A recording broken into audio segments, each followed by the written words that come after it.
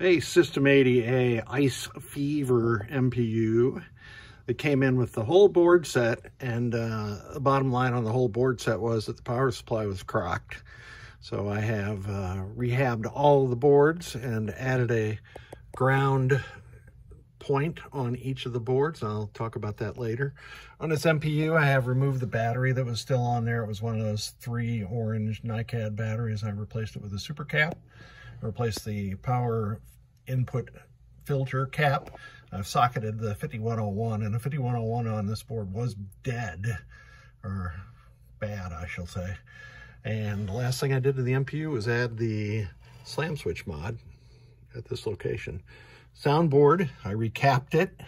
Sometimes this 470 microfarad cap leaks, destroys the traces below it, and then you won't get any sound. This particular version of the sounds only board uses this daughter card, and I suspect that these things over time are going to develop the same kind of problems as an 80B MPU that uses a daughter card also. So let's boot it up, and the nice thing about 80A is that it boots immediately. And it is booted up, and of course it's in my Gottlieb Spider-Man. So let me move back so I can take some video of it in test.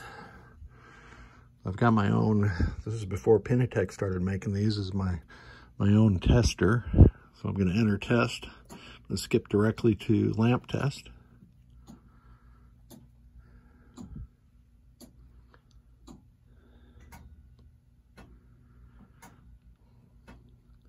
So it pulses 3 relays, including the coin lockout relay on and off twice each, just like a System 80 does. And then it's going through the lamps one at a time, and they all are being driven correctly. And of course, this is really a function of the driver board, which I already tested in my RoboWar, and all of its circuits are working properly. So let me get to test 17. And I hit the wrong button there. Test 18 is switch test, so we can test the switches. I'm going through column 1,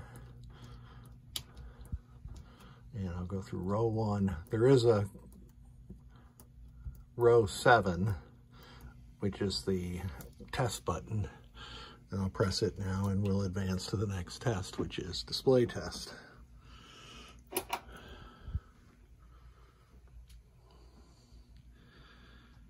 And as I mentioned before, the ones on System 80 games are generated entirely different from every other digit on the display, so I like to see all the ones go through. My Spider-Man has got 6-digit displays, except for player 1. I hacked in a 7-digit display. A la Steve Charlin, my System 80 mentor, rest in peace. Test 20 is the memory test, and it comes back 99 on the display, and this is the checksum for the game ROM. So we are good to go. I'm going to get back here to test 17 again. 3, 4 are coin counters, so you won't hear anything. 7 is a coin counter, 8 knocker, and 9 is the ball release. Oh. So it's playing some sounds too. That's all the sound that we're going to get out of an Ice Fever soundboard in a Spider-Man.